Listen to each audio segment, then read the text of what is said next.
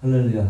오늘 본 말씀을 근거해서 탕자의 비유라는 제목을 가지고 그렇습니다. 자, 너무나 잘 아시는 비유잖아요. 대부분 이거 탕자가 이제 아버지를 떠나서 허랑방탕하게 살다가 스스로 회개하고 돌아왔더니 아버지가 문 밖에 서서 기다리다가 맞아 주셨다. 그러니까 우리도 회개하고 돌아가면 아버지께서 사랑으로 맞아줄 거다. 이렇게 이해하고 있잖아요. 이게 뭡니까? 내가 회개하고 돌아가면 아버지가 받아주신다. 좀 인간적인 편에서의 회개가 중요하다고 얘기를 하고 있는 거잖아. 근데 문제는 뭐냐면 나란 말이야. 회개의 주도권을 내가 가지고 있어. 내가 돌아가면 하나님께서 받아줄 거라는 얘기지. 그래서 이제 이 비유가 탕자의 비유가 된 것인데, 그렇게 해서 탕자 비유가 되는데, 자, 그렇지 말고 탕자 쪽에서 보지 말고 아버지 측면에서 한번 보자는 거죠. 아버지의 측면에서.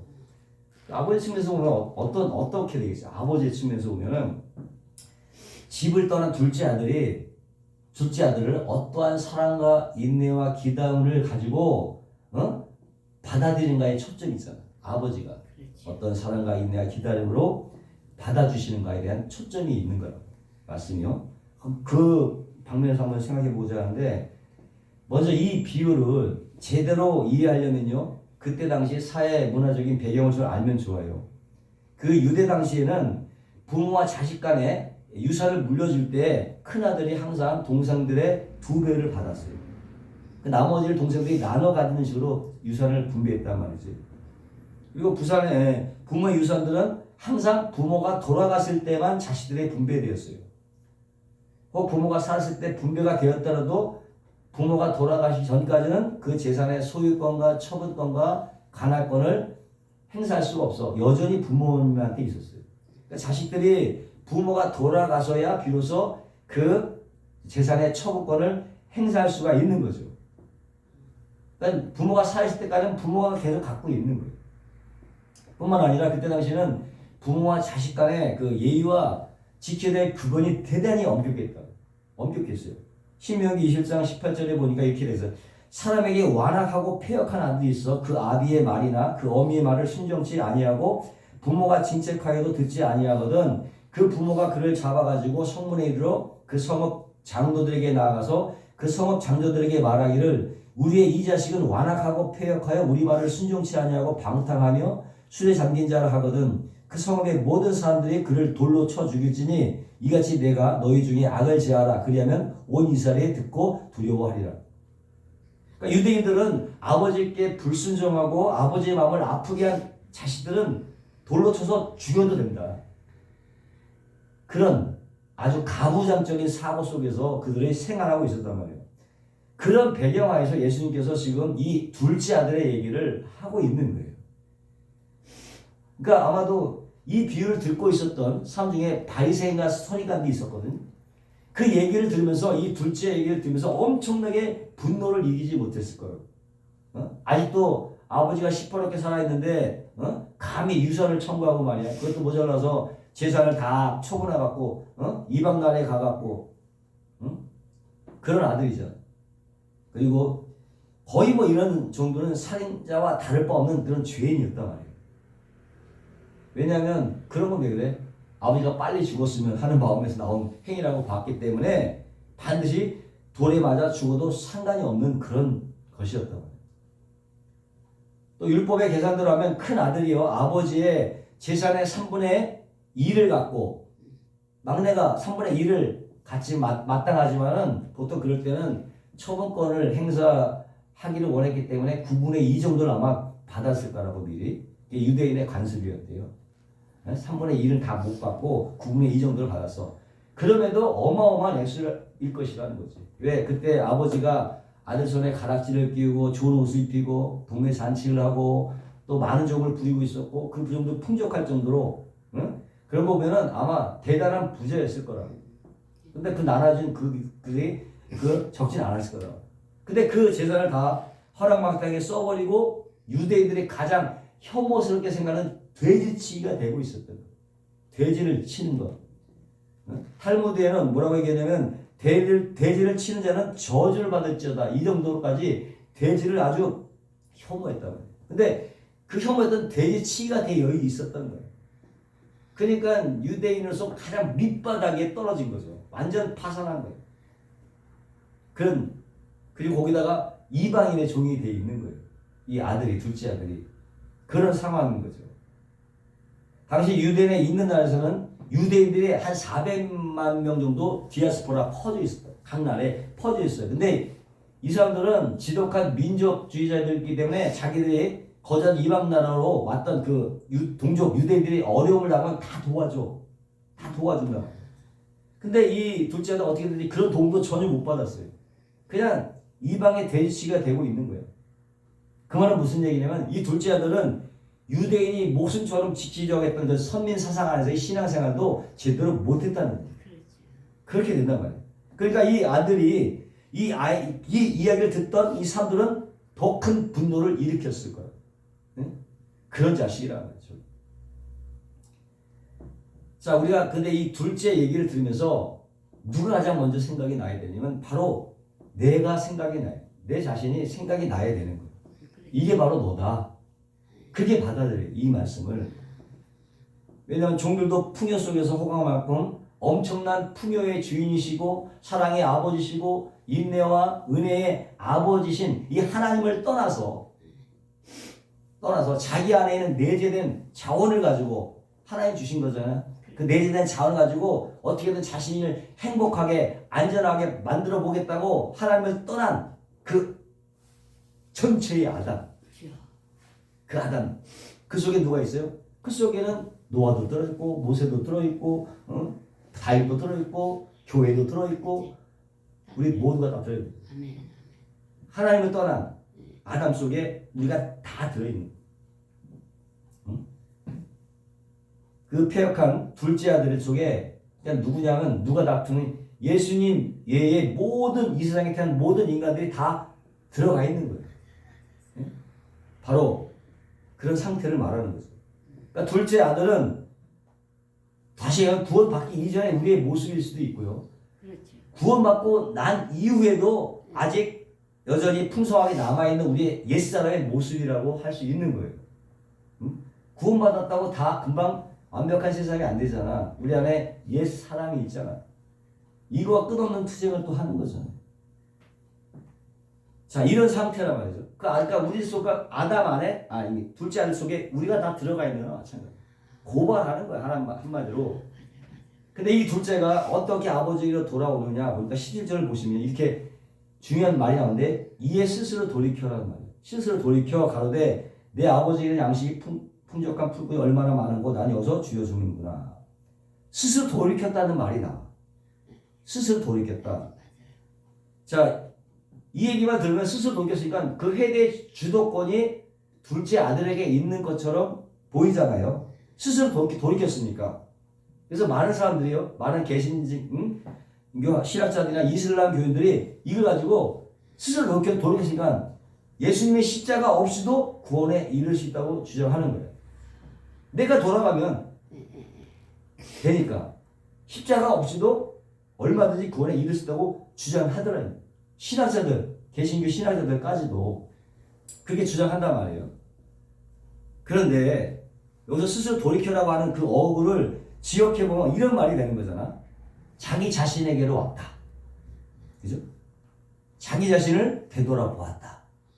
자기 자신을 거울로 비춰보았다. 자기 자신이 어떤 존재인지를 비로소 알게 됐다는 뜻이잖아. 자각을 했다는, 깨닫게 됐다는 거야. 자신의 현 상황을 스스로 돌이켜라는 그 단어가. 그죠? 그러니까 돼지 우리에서 돼지들과 한마디로 쥐엄 열매 쟁탈전을 벌이고 있는 이 둘째 아들이 어느 순간인가 자신의 모습을 비춰보고 거울로 비춰보고 자신이 정말 돼지와 같은 삶을 살고 있다는 것을 깨닫게 됐다. 야, 이게 내 삶이 완전 돼지 같은 삶이구나. 그거를 자각하게 됐다는 거예요. 응? 근데 그거는 둘째 아들이 파산해서 그렇게 됐다고 이렇게만 생각하면 안 되고요. 하나님 아버지를 은혜를 떠나서 자기 안에 내재된 자원을 가지고 행복하게 하겠다고 떠난 이들이 전부 다 돼지 새끼라는 얘기죠. 그런 상태를 얘기해 주는 거예요. 꼭 파산해서가 문제가 아니라 하나님을 풍요한 하나님을 떠나서 자기 마음대로 어떻게든 살아보겠다는 그 상태 자체가 바로 돼지우리였단 말이에요. 떠난 것 자체가 그런 얘기를 말씀해 주는 거예요. 재산을 다 써버려서 돼지우리에 들어간 게 아니라 일단 하나님 떠난 것 자체가 바로 돼지우리의 세상이라는 얘기예요. 어떻게 됐든 간에 잘 먹고 살아도 돼지우리고 못 먹고 살아도 돼지우리라는 얘기예요. 바로 그 아버지를 떠난 그 상태가 돼지우리라는 것을 여기서 보여주고 있다고 하는 거죠.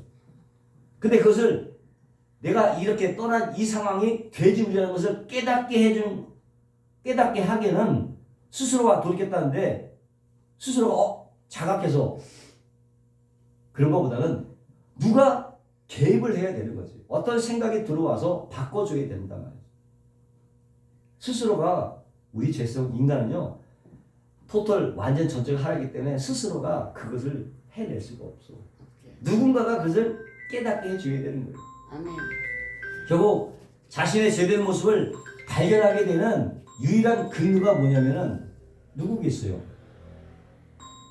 누가 우리 속에 와서 죄와 의와 심판에 대해서 얘기해 줍니까? 바로 성령님께서 그것을 깨닫게 하시는 거라고. 성령님께서 깨닫게 하시는 거야. 나는 그래 돼지구나. 야, 이 사람 완전 돼지우리구나. 깨닫게 해주는 거예요. 결국은 뭐냐면 내가 추구하는 이 세상의 어떤 힘 이런 것들이 바로 돼지들이 추구하는 지연 열매구나. 이걸 깨달아 알게 하는 것은 누구 때문이다? 내 안에 계신 성령, 나를 찾아오신 성령, 하나님의 은혜로 그것을 깨닫게 되더라는 거죠. 스스로 본인이 자기에서 깨닫는 게 아니고 누군가 깨닫게 해주시는 유인이 있다는 거죠. 그게 바로 우리 안에 있는 성령이고 또 하나님의 은혜로 그것을 깨닫게 되더라. 그래서 돌이키게 되는 거예요. 그러니까 둘째 아들이 스스로 돌이켜라고 하는 것은 자기 자신이 돼지우리 속에서 돼지와 지연 열매를 다투는 그런 돼지 같은 삶을 살고 있다는 것을 깨닫게 된 것은 결국 성령, 하나님 아버지의 마음이 그게 전달이 되었다는 거예요. 그게 왔기 때문에 자기 자신을 보게 돼요. 아버지의 눈으로, 아버지의 마음으로 자신이 보여지게 된 거예요. 곧 그게 뭐냐면 하나님 아버지의 마음이 그게 같다고 표현할 수도 있는 거죠. 그래서 자기 자신을 볼 수가 있었던 거예요. 그러면 누가복음 15장에 그러면 누가복음 15장을 하나의 주제로 지금 흘러가 있는데 거기 보면은 누가 어떻게 시작하는지 한번 볼까요? 15장 그러니까 15장 1절에 이렇게 나와 있잖아요. 잘 보세요. 이 비유를 말하는 배경들이 어떤 상황에서 이 비유가 전개되는가를 봐야 되는 거야. 이것만 딱 떨어져 보는 게 아니고요. 그러니까 누가복음 15장 1절에 보니까 모든 세리와 죄인들이 말씀을 들으러 가까이 오니 바리새인들과 서기관들이 원망하여 그러는데 이 사람의 죄인을 영접하고 음식을 같이 먹는다 하더라. 예수께서 저에게 비유로 가르치되. 자, 여기 등장인물 누굽니까? 여기 등장인물은 세리,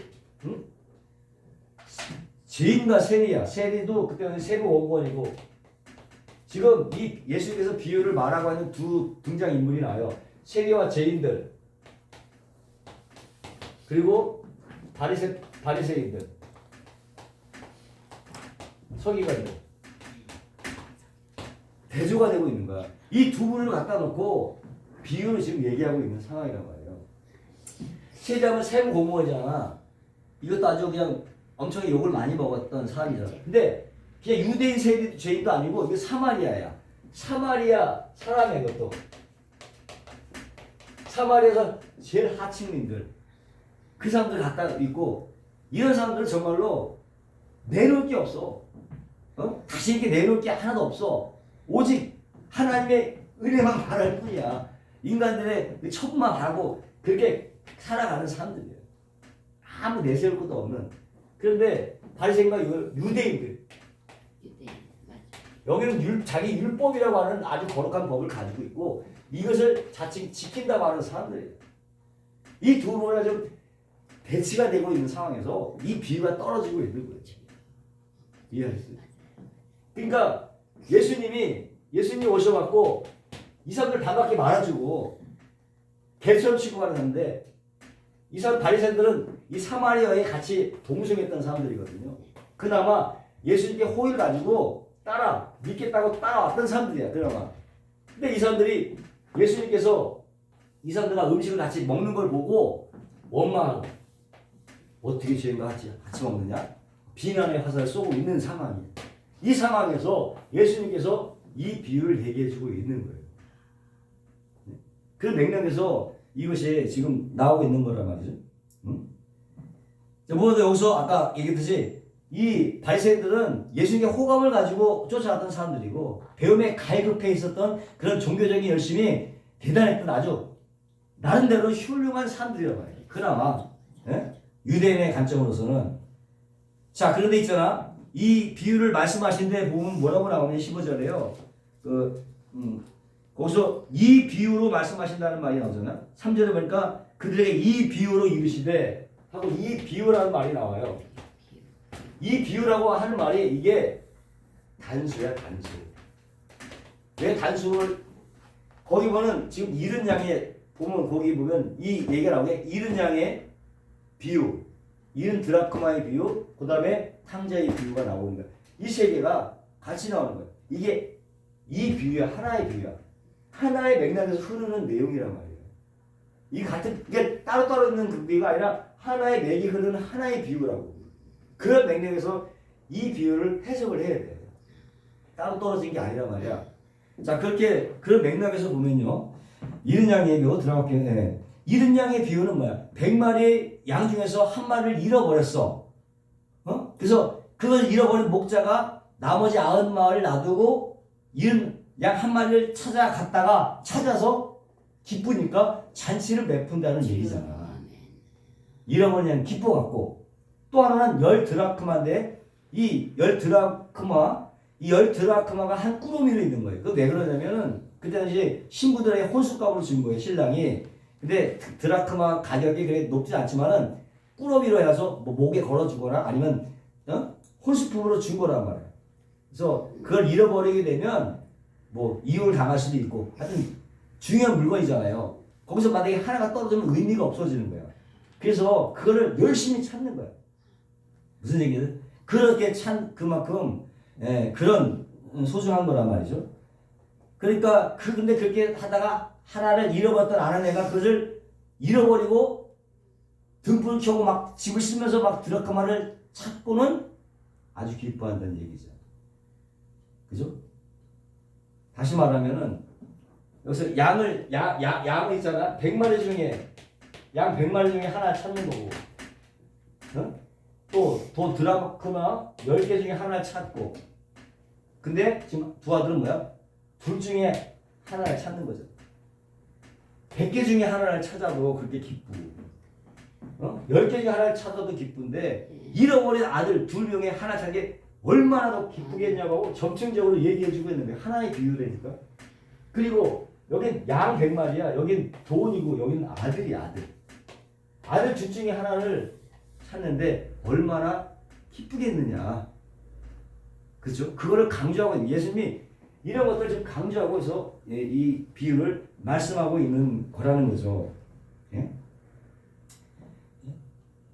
그러니까 결국 뭐냐면 예수님께서 근데 문제는 뭐냐면 보세요. 거기 그 잃은 양에 들어가면 7절에 잃은 15장 7절에 이런 얘기가 나왔어요. 그렇게 잃은 양의 드라크마의 얘기를 해주고 뭐라고 얘기를 회개와 연관을 시킨단 말이에요. 그 문맥을 보세요. 15절에 보면 잃은 양 100마리 하나마리 찾고 나서는 그 교훈적으로 7절에 이런 얘기가 돼요. 내가 너에게 이르노니 이와 같이 죄인 한 사람이 회개하면 하늘에서는 회개할 것이 없는 의인 99으로 말미암아 기뻐하는 것보다 더하리라. 잃어버린 양 한 마리를 찾았어요. 드라크마 한 마리를 잃었던 걸 찾았어. 그리고 드라크마 얘기도 마찬가지. 10절에 내가 너에게 이르노니 이와 같이 죄인 한 사람이 회개하면 하나님의 사자들 앞에서 기쁨이 되는. 똑같이 그 얘기가 잃어버린 걸 얘기하고 회개라는 얘기가 나온단 말이야. 무슨 얘기입니까? 주인이 찾았잖아. 잃은 양은 주인이 찾아 나선 거지 잃은 양이 회개하고 돌아온 게 아니잖아. 잃은 양이 자기가 잘못했다고 돌아오진 않았고 주인이 찾은 거라고. 드라크마 역시도 마찬가지. 내가 다 찾아가겠다. 드라크마 찾아온 게 아니잖아요. 안 한 애가 열심히 찾은 거잖아. 근데 그거를 예수님이 뭐라고 얘기해? 회개라고 얘기한다고. 그걸 회개라고 얘기해. 그러니까 우리가 여기서 말하는 예수님이 말하는 회개의 개념이 우리가 생각하는 개념하고 좀 다르잖아. 회개를 말 썼는데 우리가 회개할 건 내가 주체가 돼서 벗기는 거잖아. 그럼 이은 양이 한 마리가 돌아서 찾아가야 되잖아. 근데 누가 찾은 거야 이거를? 주인이 찾았단 말이야. 드라크마 역시도 사람인가? 지가 찾아가고 들어갔나? 그것도 아니잖아요. 안 한 애가 찾았는데 그거를 회개라고 얘기한다. 그 우리가 생각하는 회개하고 지금 예수님 말하는 회개는 뭔가 달라. 그렇죠? 다르단 말이야. 어쨌든 예수님이 이런 상황에서 이거를 회개라고 했다. 그래서 회개하면 기뻐하게. 그렇게 얘기하면서 회개란 말을 얘기한단 말이에요. 그러니까 회개라고 해서 자기가 지은 죄 몇 개 털어놓고, 잘못했어요. 이렇게 하는 게 회개가 아니고, 그건 반성이야, 반성. 예? 그리고 여기서 한 가지 얘기하는 것은 회개의 주도권은 양에게 없어요. 분명한 것은 회개의 주도권이 양에게 없고 드라크마에게 없다는 건 확실하잖아. 결국 우리 인간에게는 회개의 주도권이 없어요. 이게 핵심 포인트야. 회개의 개념이 인간에게는 회개의 주도권이 없어. 회개의 주도권 누구한테 있느냐? 하나님께 있어. 주인에게 있고 차는 아난에게 주도권이 있다고 하는 얘기를 여기서 얘기하는 거예요. 예수님께서 그 회개 그 개념을 여기다 딱 찍어놓고 두 가지 비유를 해갖고 회개 개념을 딱 찍어놓은 거예요. 이게 회개다 라고 얘기하고 탕자의 비유를 들어요. 이해하셨습니까? 그런 맥락에서 이렇게 되는 거예요. 명확하게 해놓고 들어가는 거예요. 그러니까 이 이야기가 자 그리고 나서 보니까 여기 회개를 얘기해놓고 회개하는 한 사람이 나오는데 바로 둘째 아들이 등장인물로 나오는 거예요. 회개한 둘째 아들로 나오고 있는 거예요. 그러니까 이 탕자의 회개 또한 아까 얘기했던 누가? 아들을 찾고자 하는 아버지의 마음이 그에게 가서 그를 돌렸구나로 해석이 돼야 돼요. 이래야 전체적인 맥락이 맞죠. 그렇잖아요.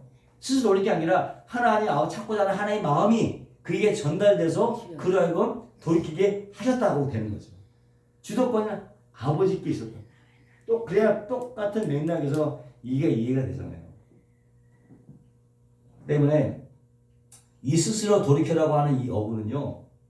돼지 우리 속에서 돼지가 되어버린 자신의 모습을 올바로 인식하고 자각하게 된 둘째 아들에게 찾아짐의 사건, 지가 간 게 아니라 찾아짐의 사건, 아버지가 찾아짐의 사건이 일어나게 된 거예요. 그러니까 둘째 아들이 한 거라고는 아무것도 없어요. 자기가 주어진 자원을 가지고 재산 가지고 자기의 쾌락과 행복을 해서 허랑방황하게 써버린 돼지처럼 산 거밖에 없어. 그거밖에 없다고. 근데 오늘날 그 하나님 아버지의 마음이 그에게 인해서 자신이 돼지임을 바라보게 했다는 것입니다. 그래서 회개 주도권이 아버지에게 있었다. 그리고 그래서 이 비유의 주인공은 아버지가 되어야 됩니다. 앞에도 마찬가지야. 누가 주인이야? 찾는 주인이 주인공이잖아요. 드라카보다 아는 애가 주인공이지. 여기서도 마찬가지로 누가 주인공이야? 하나님 아버지가 주인공이 되어야 되는 거죠. 그러니까 어떻게 회개는 뭐야? 하나님의 은혜로 하나님을 떠나서 스스로의 만족과 행복을 추구하며 사는 삶이 무슨 삶이야? 돼지 우리 속에 돼지 같은 삶이다. 네? 자신들이 추구하는 모든 세상의 힘들 이게 다 뭐예요? 다 돼지가 먹는 쥐염 열매라는 것을 올바르게 자각하게 되는 걸 말하는 거예요. 그래서 진정으로 회개한 사람은 어떤 사람이냐? 이 땅이 돼지 우리처럼 봐야 돼요.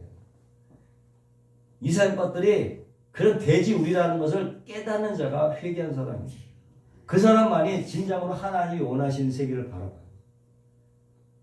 하나님 우리를 그렇게까지 인도하시는 세상 것들이 정말 돼지우리거나 정말 가치가 없는 것들이구나. 오로지 하나님 것만이 정말 진정한 것이구나. 진정한 행복을 줄 수 있다. 이런 식으로 우리를 끌어가게 된단 말이에요. 그게 진정으로 회개한 메타노야. 그게 진정으로 회개한 사람들이에요. 그렇게 회개하는 사람들은 정말 이딴 것들이 정말 가치가 없어 보여요. 진짜 다 둘러봐도 다 가치가 없어. 의미가 없어. 그게 그런 마음이 있어야 회개한 사람이라고 되는 거죠. 메타노이야. 지금 예수님께서요, 그 세리와 창기들 또 죄인들을 둘째 아들 속에 투영해 갖고 바리새인과 서기관에게 지금 제시하고 있는 거예요. 제시하고 있어요. 이때 그런 것을 보는데 이 바리새인도 어떻게? 이 둘째 행위를 보고 죽이고 싶겠지. 분노가 일어났겠지. 그죠? 당연히. 그러나 아버지의 은혜와 사랑은 그러한 자의 더러움까지도 모두가 덮어 씌울 만큼 위대한 것이다. 덮어 씌울 만큼 위대한 것이다. 우리가 그래서 여기서도 우리가 하나님의 사랑과 그 은혜를 읽어내야 돼요. 그것을 알아야 돼. 그 하나님을 은혜와 사랑을 알아야 되는 거예요.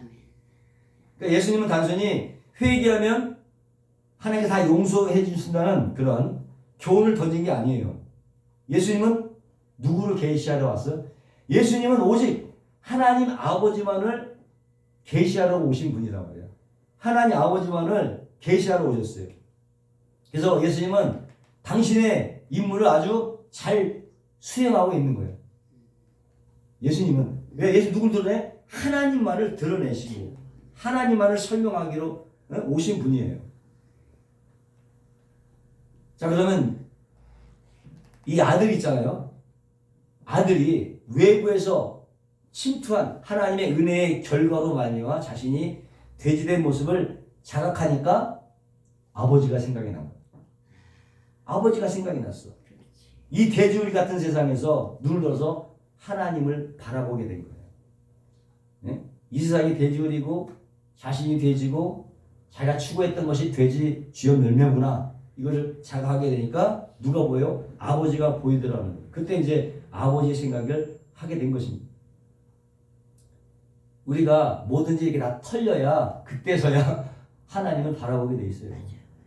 아무것도 욥도 재산, 자식, 이웃, 친구 다 잃어보고 떨어져 나가니까 그때 하나님이 보였어요. 귀로만 듣던 하나님은 이제 눈으로 본다고 그렇게 얘기했고, 야곱도 형 속이고 애서 아버지 속이고 사기쳤다가 다 잃어버리고 완전히 개털돼갖고 내산처지로 나갈 때 그때 하나님을 봤잖아요. 다 털려야 하나님이 보이는 거예요. 그래서 우리는 자꾸 털리는 게 좋아. 그게 하나님이 보이기 때문에. 그래야 비워지기 때문에. 비워져야 진짜 하나님이 보이는 거예요. 그래서 구원을 얻은 이유도 마찬가지야. 구원 얻은 이후에도 계속해도 자신의 무력감과 불가능함을 계속 폭로를 당하게 되죠. 폭로를 당하게 돼. 응? 그러니까 뭐 난 예수 믿는다고 그 뒤로 숨어봐야 소용없어요. 계속 불의가 드러나게 되고 계속 자신의 무력감과 죄됨이 계속 폭로가 당하게 되는 거예요. 예수 믿는 후에도, 구원 이후에도.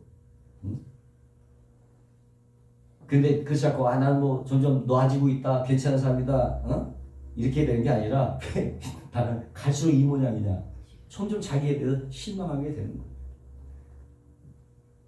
그러니까 둘째는 도저히 자신이 아버지의 아들이라고 아들로 복귀할 수 없다는 것을 인정하고 수긍을 하지. 이것이 우리에게도 동일하게 요구되는 고백이라고 하는 거예요. 유대인의 율법에 보면 이 둘째는 동네에 들어서자마자 그냥 돌에 맞아 죽어야 마땅한 거예요. 본인도 그걸 누구보다 잘 알고 있어요. 그걸 인정하고 근데 감수하기로 해. 그래도 난 맞아 죽더라도 난 아버지께로 갈 거야. 우리 역시도요. 신앙생활을 통해서 자신의 돼지됨을 깨닫고 아버지가 지금 당장이라도 지옥에 보낸다 할지라도 나는 할 말 없는 죄인입니다. 나는 자기 부인의 고백을 해야 되는 것을 미리 그림으로 보여주고 있는 거예요. 나중에 하나님 앞에 갔을 때 우리가 무슨 얘기를 할 수 있겠어요? 암만 여기서 하나님께 뭘 했다 해도 그 하나님께서 무슨 얘기를 내놓을 수 있겠어요? 솔직하게. 응? 아무것도 그저 그냥 하나님 죄밖에 진 거 없습니다 라는 고백을 할 수밖에 없어요. 그리고는 아버지 집에 종이라도 되겠다는 심정으로 아버지를 찾아가는데 그 심정이 시편에 이렇게 잘 기록되어 있어요. 주의 궁정에서 한날이 다른 곳에 첫날보다 나은즉 악인의 장막의 거함보다 내 하나님 문지기는 것이 좋사오니. 이것이 하나님의 은혜를 입은 자의 모든 사람들의 고백이 되어야 되는 거예요. 나 이 정도 했으니까 우리 아버지가 기뻐하는 아들이 된 거야. 이렇게 생각하면 천만의 말씀이라는 거죠. 진짜 성도는 그렇게 갈 수가 없어. 떳떳하게 머리 쳐들고 갈 수가 없는 거예요. 그래서 우리 이 땅에서 하나님의 불강력적인 은혜로 말미암아서 자신의 연약함과 죄를 계속적으로 폭로를 당함으로 구원을 이루어 가게 되는 거예요. 그게 현재적인 구원이고 그게 구원을 이루어 가는 거예요. 어떻게? 계속적으로 죄가 폭로되는 상황에서 계속 구원을 이루게 되는 것입니다. 그게 끌려가는 거예요. 그래서 종국에는 저는 그저 하나님의 집에 문지기에 가분합니다. 문지기도 가분합니다. 라는 고백을 하게 되는 거예요. 아무 할 말이 없는 무익한 자라고 고백을 할 수밖에 없는 자로 낮아져야 되는 거예요. 아멘? 좋으죠? 그런데 주위 보면 너무 이렇게 자신만을 만한 사람들이 많아갖고 바로 바리새인과 서기관들이 그런 사람들이 있어요. 그러니까 왜 저런 분들하고 밥을 먹느냐고 그렇게 정죄해버려요. 지금 그렇게 아들은 자신의 실존을 깨닫고 돌에 맞아 죽을 각오를 하고 아버지께로 돌아가. 근데 아버지가 멀리서 상부가 멀리서 이렇게 굉장히 멀다는 뜻이야. 거기서 기다리고 계시다가 막 달려가서 아들을 끌어안는 거지. 그 당시 옛날에 우리 조선시대 그렇지만은 이 어른들이 뛴다는 것은 경박스럽게 뛰는 것은 아주 천박한 일이. 그런데도 아버지가 아들을 확인하자마자 냅다 달리시는 거예요. 아버지가 헐레벌 타고 달려가서 맞아주시는데 단지 반가워서만의 문제가 아니에요. 사실 이 비유를 갖고 있었던 이 서기관과 바리새인이 어떤 장면을 기대했을까? 이 둘째가 동네에 딱 들었자마자 어떤 일이 일어났을 것 같으냐? 동네 사람 다 모여갖고 그냥 그를 돌로 쳐야 맞는 거죠. 쳐야 맞는 거야. 근데 아버지가 뛰어가서 그를 안아버린 거예요. 이 장면에 이 바리새인들은 굉장히 열받았을 거라고. 왜 그런 놈을 감싸는다는 거죠. 분노가 일어났을 거예요. 그 어린 놈들이 아버지 상 다 가지고 참기 함께 다 써버려. 그 동네 사람이 다 아는 거거든요. 아버지 허락 안 받고 때려 죽여도 상관이 없는 거예요. 근데 아버지가 품에 안아버려. 뭐예요? 다른 이들에게 맞아 죽기 전에 아버지가 나가서 지키신 거야. 아멘. 냈다 뛰신 거예요. 보호하려고. 그런 마음이 있던 거죠. 엄밀하게 말해서 아버지가 아들을 기다리다가 발견한 게 아니라 아들이 나간 순간부터 아들의 삶에 한 번도 눈을 떼지 않았던 거죠. 그게 우리 하나님 아버지예요. 그렇게 우리를 보고 계시는 거야. 그게 하나님 아버지라니까. 매 순간 우리와 동행하시고 자기 중심의 삶이 어떻게 돼지와 같은 삶에 불과한 것인가를 우리가 늘 깨닫게 해주시는 거예요. 아버지는 그 아들의 패역함을 그냥 허락해버린 거야. 그래, 한번 나가 살아봐. 허락해 주시는 거예요. 그걸 원치 않았다면 애초부터 돈을 안 줬다고. 근데 허락하신가 나가서 한번 살아봐. 뭐예요? 뭘 배우고 오라는 거지. 배우고. 그래서 우리 역시도 마찬가지예요. 이 세상 같은 대지울 속에 우리를 던져놓으신 이유, 지옥 같은 이 세상에 던져놓은 이유 역시도 아버지를 떠나서 제 스스로 살겠다고 하는 인간들이 내놓은 그런 결과물들을 너희가 보고 와봐. 어떤 것인지. 그런 것들이 보고 배우라고 이 땅에 우리를 던져주신 거예요. 그래서 우리가 어떻게 이건 돼지 같은 삶을 살고 있는가 지금. 돼지 같은 삶이지 사실 보면. 결국 어떻게? 하나님 아버지를 떠나게 되면 결국 파산된다. 파산. 응? 이 지옥 같은 현실을 너희가 경험해보고 오라고 그러시는 거예요. 아버지께 눈 돌려서 어떻게 아버지의 은혜만을 꼭 붙든 자로 만들어내기 위해서. 야, 그래서 하나님밖에 없구나. 그게 예수님밖에 없구나. 그냥 놔두는 거야. 그래서 그걸 깨닫게 하고. 그런 자리예요. 이 세상은. 아멘. 응? 근데 그걸 우리가 다 겪고 가야 되는 거야. 저절로 깨달아지지 않기 때문에 그것을 경험하지 않고는 그 하나님의 은혜를 모른다니까요. 몰라. 저절로 알아지지 않는다니까. 그래서 이렇게 내놓고 있는 거예요. 그리고 보고 방치하는 듯 내버리는 거예요. 야, 이것이 바로 하나님 은혜를 떠난 자의 삶이 돼지구나. 철저하게 경험하라고. 그래서 견뎌나가야 돼요. 그래서 100% 성화는 우리가 하는 거예요. 우리가 하는 거. 성화의 절정자리로 우리가 올라가라는 얘기가 아니라 그걸 다 겪어내야 된다는 거야. 그걸 다 우리 인생을 다 겪어내야 돼. 그러니까 100% 우리가 하는 거지. 겪어내니까 우리가 하는 거예요. 그저 노력해서 어떤 도덕적이고 윤리적인 열매를 내놓으라는 얘기가 아니에요. 그게 성화가 아니에요. 너희가 다 겪고 와야 된다. 깨닫고 와야 된다. 어? 너희가 주의 열매를 먹어봐야 돼. 그런 거를 깨닫게 하려고. 그게 행함이 있는 믿음이에요. 어떤 착한 행위를 하는 게 아니라 그리스도인다운 행동을 하는 게 아니라 그게 바로 행함인 거야. 야고보가 말한 그 행함은 바로 그 행함이야. 행함이 없는 믿음이 죽은 믿음 할 때 뭐 선한 착한 행실을 내놓으라는 얘기가 아니라 그 다 경험하는 그 행함이 너한테 있느냐 이거지. 그걸 바로 행함이라고 하는 거예요. 그 행함의 결과 어떻게 돼? 자기가 부인될 수밖에 없고. 자신을 아니까 하나님 앞에 납작 꿇어 엎드릴 수밖에 없는 거야. 아무것도 할 수 있는 게 없구나. 자기 부인이 되는 거예요. 그래서 하나님의 은혜만을 붙들게 되는 거예요. 그게 바로 믿음이라고 하는 거예요. 우리는 믿음의 정의도 다시 내야 돼요. 오직 하나님만 붙드는 거, 그게 믿음인 거예요. 그게 행함 있는 믿음이에요. 그런 행함이 없으면 그게 죽은 믿음이라는 거죠. 착한 일을 일 안 하는 놈은 다 가짜라는 얘기가 아니란 말이죠. 이 위의 마지막 절을 보면요. 하나님의 권이 어떤 것인지를 아주 선명하게 기록하고 있는데 누가복음 15장 32절에 이 내 동생은 죽었다가 살았으며 내가 잃었다가 얻었기로 우리가 즐거워 기뻐하는 것이 마땅하니라. 아버지가 지금 집을 나갔다가 돌아온 둘째 아들이 뭐라고 얘기하면 죽었다가 살았다고 얘기해요. 죽었다가 살아난 자라고 말씀하니까. 사실 이 아들은 율법에 의해서 맞아 죽었어야 되는 거예요. 죽었어야 돼. 율법에서 왜? 죽이라고 했으니까. 죽었어야 마땅한 거예요. 근데 죽었어야 되는데 아버지가 뭐라고 얘기해요? 얘는 죽었다가 산 자야. 죽었다고 인정을 해주는 거예요. 죽었다고 인정해줘. 죽었으니까 다시 죽이지 마. 이 얘기를 하고 있는 거예요. 그게 뭡니까? 구원이라는 거죠. 그게 구원이고 그게 복음이라는 거예요.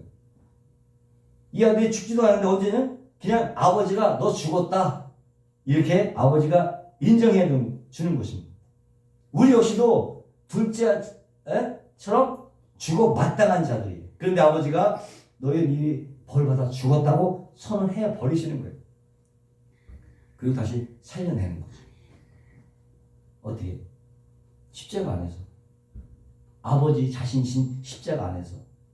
왜 아버지가 진 십자가가 이냐면 그 아버지가요 온 동네 사람들의 수모를 당하는 거지. 네? 수모를 당하면서 율법을 깨버리면서 아들을 살려낸 거잖아. 열심히 뛰어가서 아들을 덥석 안았잖아요. 그리고 화려한 옷과 신발과 반지를 끼워버리는 거예요. 용서받지 못한 아들을 아버지가 먼저 용서한 거라고. 근데 그런 자는 돌로 쳐 죽여야 되거든. 아버지라고 할지라도 돌로 쳐 죽였어야 되는 거예요. 왜? 율법이 그것을 얘기하고 있으니까. 그러니까 아버지가 율법을 어겨버린 것이 된 거예요. 아버지가 율법을 어긴 거야. 아버지가 스스로 율법을 파괴해버린 거예요. 누구를 위해서? 아들을 위해서. 그러니까 동네 사람들의 웃음거리가 될 수밖에 없던 거죠. 그게 바로 십자가잖아요. 끌어안는 거예요. 아버지 스스로가 율법을 허무시고 아들을 율법으로부터 자유롭게 만들어버리는 거죠. 율법으로 얘기하면 죄인들은 전부 죽어야 되는 거잖아. 하나님의 공이란 말이죠. 그런데 예수님이 그 형벌을 자기가 받고 사형원으로 받고 죽어요. 그게 복음이고 구원이라고 그래서 하는 거예요. 예수님도 그래서 우리에게 우리 죄를 사해 준 것 같이 우리 죄를 사하여 주옵시고 라고 구하라고 하는 거예요. 우리에게 죄인들을 살려주면 사실 안 돼. 율법을 어기는 거야. 죄인들을 죄인들은 죽여야 되는 거야. 근데 사라는 거잖아. 응? 율법을 어기는 거란 말이에요. 근데 그런 시대가 왔어. 응? 죄인자를 살려주는 시대가 왔다니까. 어떻게? 왜? 예수님이 십자가로 율법을 파괴해버렸기 때문에 죄진자를 용서해 줄 수 있었단 말이에요. 그래서 아버지가 율법을 파해버리고 아들을 살려내는 거예요. 근데 아무도 뭐 시비를 걸 수가 없지. 아버지가 벌을 받았으니까. 아멘? 여기도 구원의 메시지가, 십자가의 메시지가 여기에 들어있는 거예요. 그래서. 근데 이 비유가 여기서 끝나지 않아. 대만은 큰아들이 장식을 하고 있지. 100마리 중에 한 명, 하나. 10 드라크마 중에 하나. 2 아들 중에 하나. 이제는 하나 중에 하나. 이어지는 거예요. 하나 중에 하나. 우리 이 큰아들이 그냥 아버지께 버림받은 나쁜 아이라고 성급히 결론을 내리는데 그렇지 않죠. 이 큰아들 역시도 우리의 모습 중에 다른 모형일 뿐이야. 우리 안에 큰아들이 있거든. 우리 속에도 큰아들이 있어요. 큰아들은 물론 1차적으로 바리새인과 서기관들을 가리키죠. 이 큰아들은요. 둘째가 자기 몫을 다 가지고 허랑방탕하게 사는 동안 아버지 밭에서 아주 열심히 일을 했대. 지 말로는 열심히 일을 했다는 거예요. 마치 자기가 아버지를 잘 모시고 아버지를 잘 지키며 살고 있는 듯하게 보인단 말이죠. 근데 일하고 딱 돌아오는 길에 보니까 자기 집에서 잔치가 벌어지고 있는 거예요. 그래서 시몬이 종들에게 무슨 일인지 물었죠. 그랬더니 이방 나라에 가서 창기들과 함께 허랑방탕했던 돌아온 자기 동생을 환영하는 잔치가 벌어지고 있다고. 그러니까 화가 났어. 28절에 보니까 저가 노하여 들어가기를 즐겨 아니하거늘 아버지가 나와서 권한대. 아버지가 나왔어.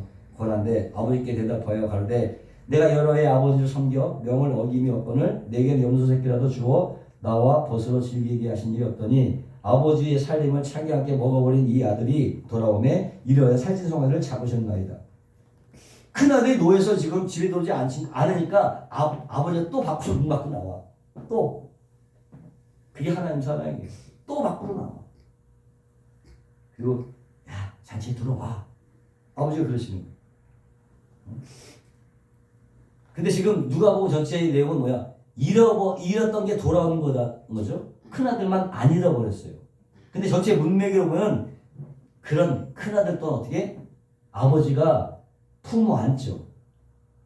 품어 안는 거 아니야? 여기는 안 나왔지만 그 장면이 품어 안았을 거란 말이죠. 아버지의 성향을 봤을 때는. 만약에 큰아들 만약에 내쳐버렸다 그러면 우리도 다 내침을 당해야 되는 거야. 우리 안에 다 큰아들이 있으니까 사실은 이 큰아들이 가장 중심이 되는 인물이라는 거죠. 왜? 이놈이 가장 악한 놈이거든. 응? 가장 악한 놈이야. 위장된 성실로 자신의 의에 빠진 이 가짜란 말이지. 그게 근데 우리 안에도 이 모습이 있다고 하는 거예요.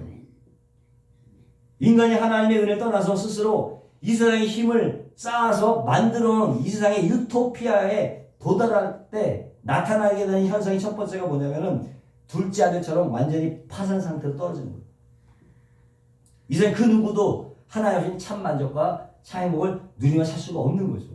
늘 부족함에 시달리고 공허와 심심함에 안절부절하게 되는 거예요. 그게 돼지 우리 속의 탕자라는 거예요. 또 한 가지는 여전히 그럼에도 불구하고 자기를 부인하지 못하면서 스스로 신뢰하고 자신만을 의지해서 살고 있는 그들에게 뭐까지 종교심까지 가입하게 되면은요, 그게 위장된 성실도 드러나게 된다는 거예요. 이런 모습들이 보여진다는 거예요.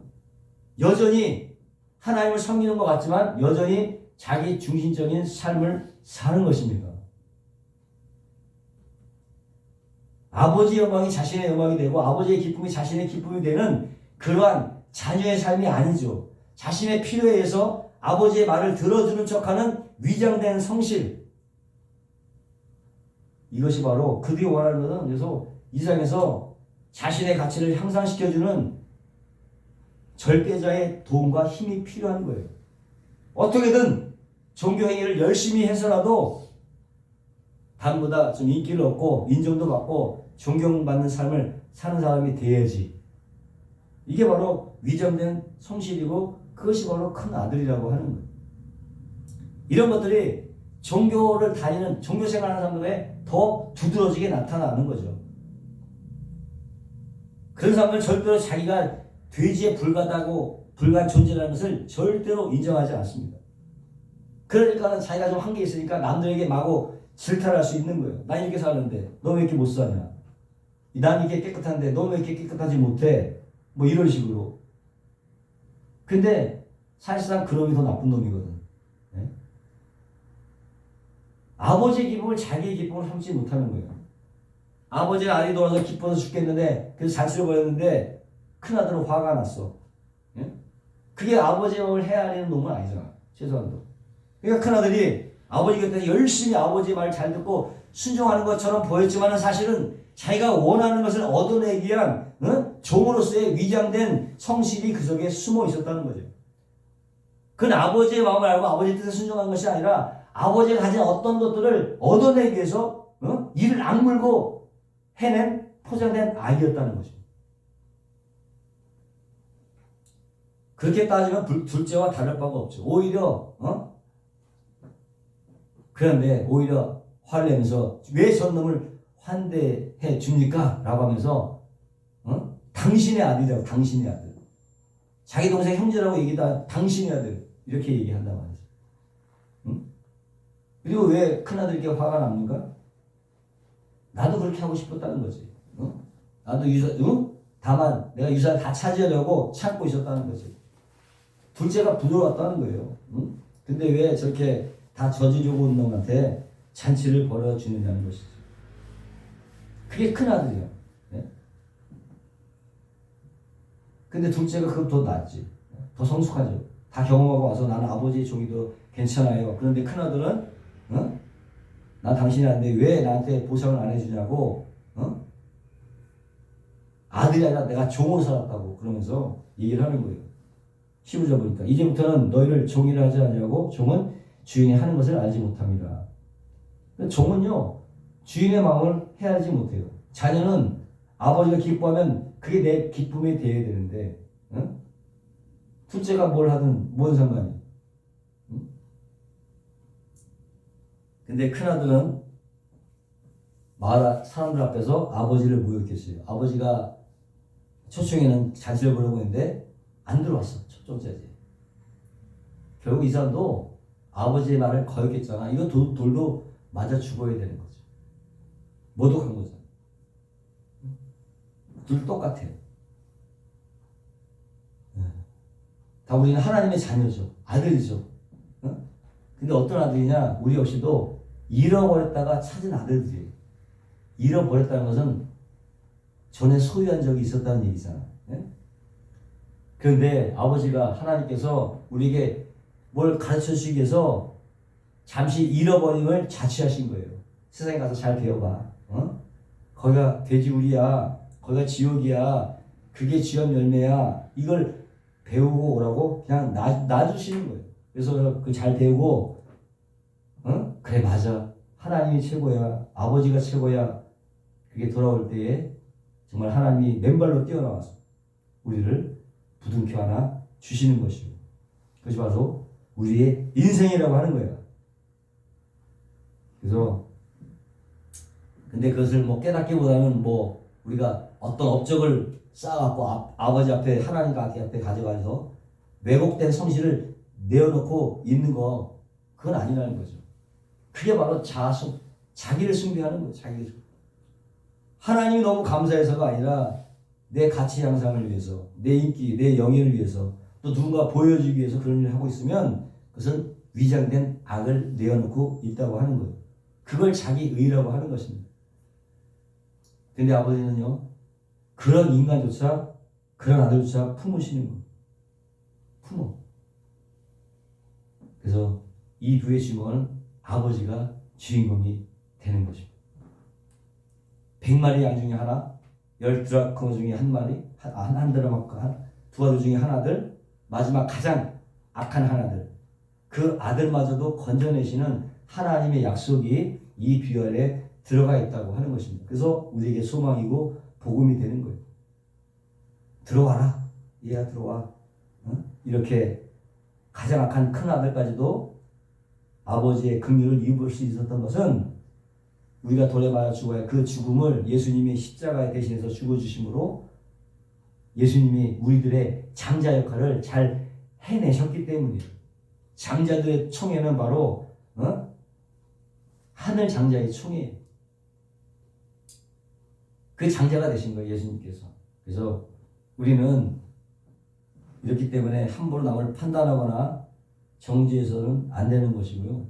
늘 자신을 부인하고 겸손하게 낮아져서 나보다 남을 더 낮게 여기심으로 서로를 섬기시는 저와 여러분 되시기를 주님의 이름으로 축원을 드립니다. 기도하겠습니다. 거룩하시고 영화로우신 하나님 아버지, 더욱더 자기를 부인하고 낮아져서 서로 섬기는 우리 모두가 되어지게 하여 주시옵소서. 감사하며 예수님의 이름으로 기도합나이다. 아멘.